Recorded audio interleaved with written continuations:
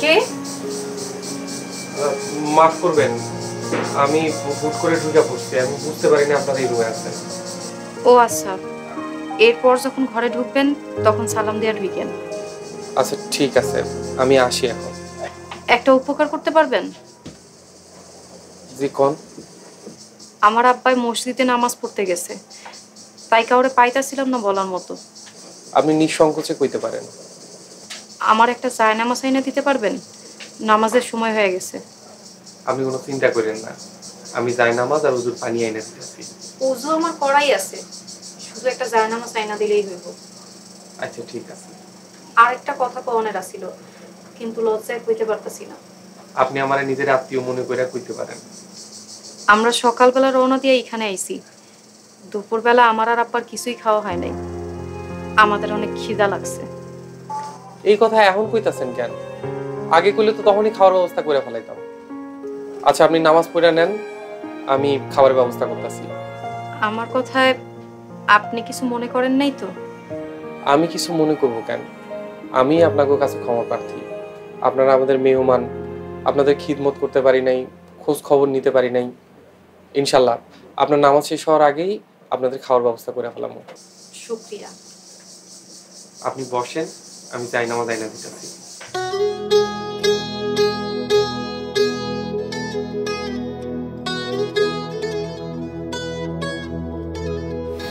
চাচাজান, নিজের বাড়ি মনে করে খায়। আপনি আমার বাবার বন্ধু, মানে আমাদের বাবার মতো নেই। বাপের মতো নিলে তো টাকাগুলো মাফ করে দিত, আরেকজনের বাড়িতে আয়া আস্তানা কাটতো।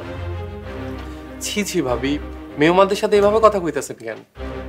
ভাবি তো ঠিকই কইছে, পাওনা দ্বারা কোনো মেহমান হয় না। আহা থামেন না ভাইজান। আমরা মনে হয় আপনার করে বিপদে ফেলা দিছি, তাই না? আরে না না, আল্লাহ পাক যখন কোনো বান্দার উপরে খুশি হন তার বাড়িতে মেহমান পাঠান।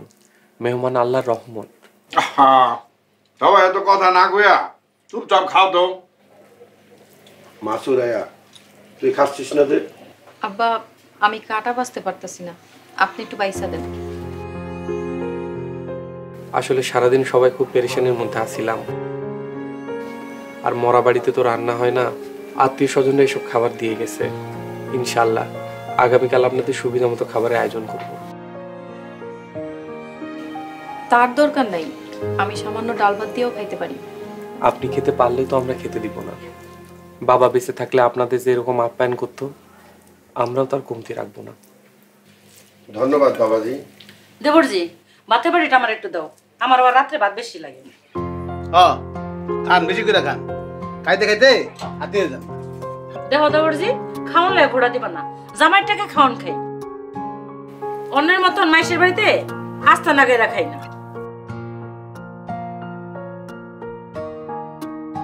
মারে বড় বড় কথা কিছু তুই মনে করিস না।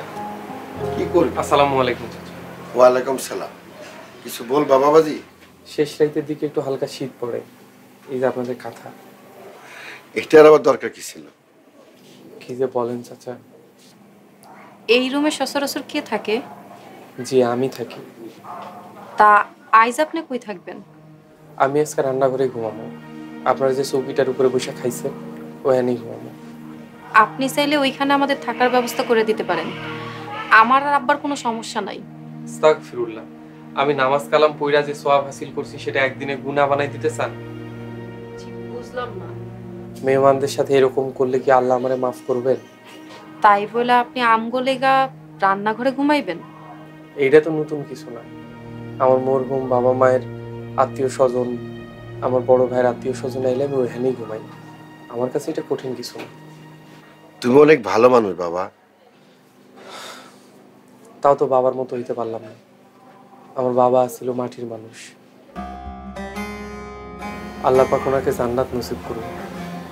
আমিন। আপনারা তাহলে ঘুমান, আমি যাই চাচা যান। আসসালামু আলাইকুম। ওয়ালাইকুম আসসালাম।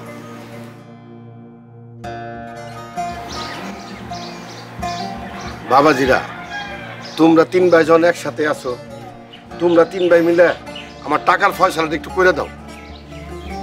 আপনি কোনো চিন্তা করেন না চাচা, আমরা তিন ভাই মিলা বাবা দিনের টাকা শোধ করে দেব। আলহামদুলিল্লাহ।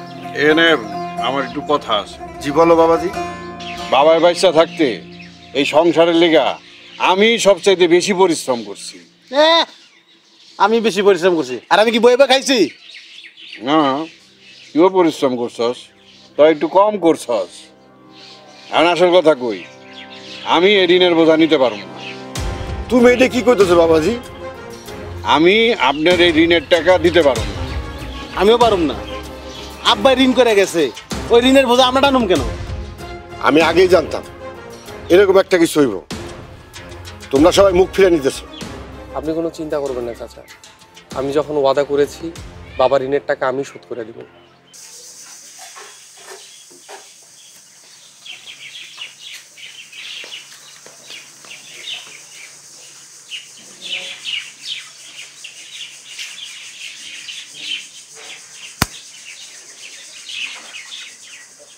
ওই মাইয়া, তুমি কি আসলে চোখে দেখো না নাকি চোখে কম দেখো?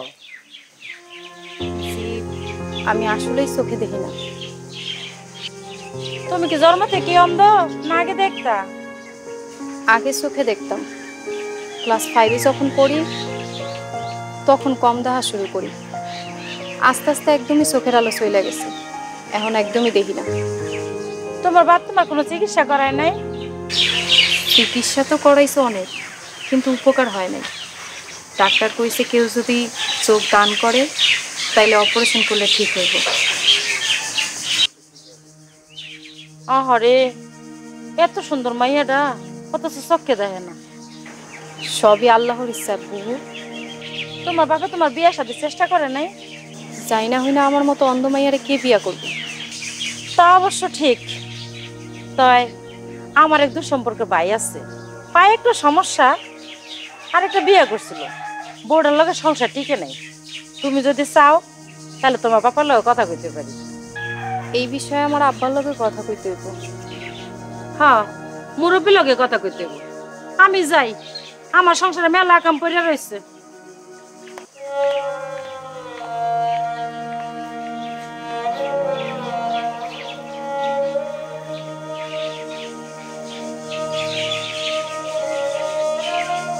একটা উপায় আছে। কি কোন চাচা? আমার বন্ধুর অনেক ইচ্ছা ছিল আমার মেয়েটাকে তোমাদের যে কোনো একজনের সাথে বিয়ে করে বউ করে আনবো, কিন্তু আমার বন্ধু তো মারা গেল। এখন তোমরা যদি যে কোনো একজন আমার মেয়েটাকে বিয়ে করো তাহলে আমি 7 লাখ টাকা মাফ করে দেব। চাচা, আমি তো বিয়া করতে পারব না, আমি বিবাহিত। এখন সাদেক আর তারে করা যদি কেউ বিয়া করতে চায়, অকলগে কথা কর। মাথা নষ্ট নাকি? যাই না শুনে রুম একটা কানা মেয়ের কে বিয়ে করবো? চাচা, সত্যি করে একটা কথা কম তো, আমার বাবা কি আমাদের যে কোনো ভাইয়ের সাথে আপনার মেয়ের বিয়ের কথা বলেছিলেন?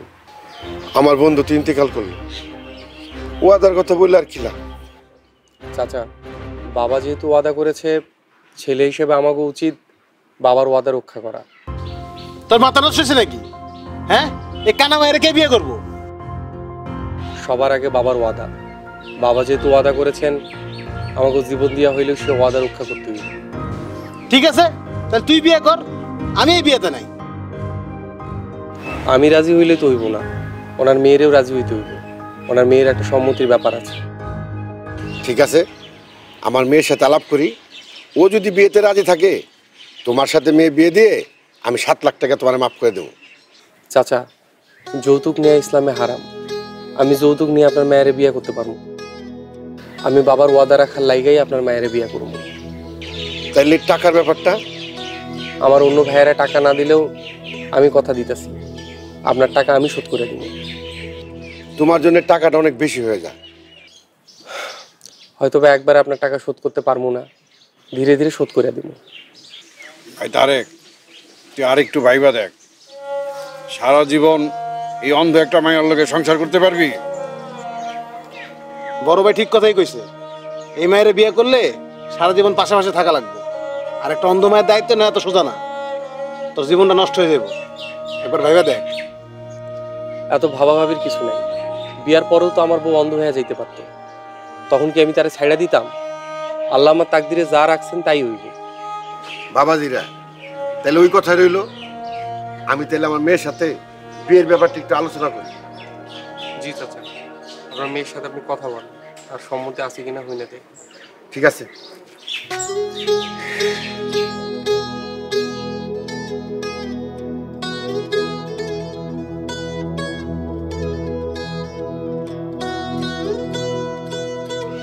বলো রাস্তা বলো দিছে বুঝছেন।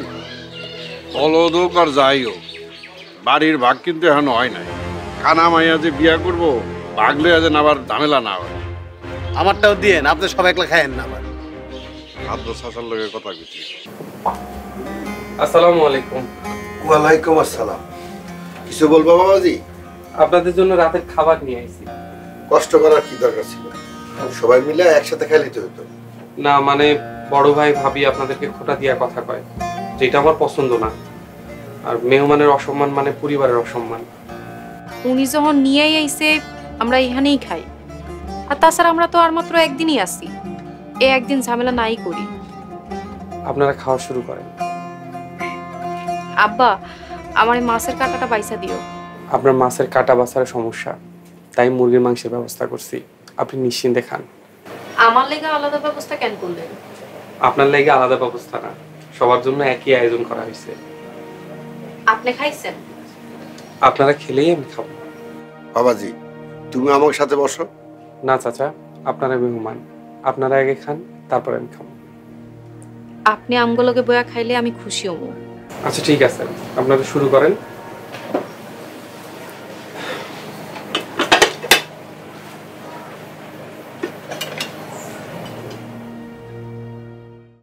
দেশ জুড়ে যে কোনো নম্বরে সর্বনিম্ন ক্যাশ আউট চার্জ শুধু নগদে।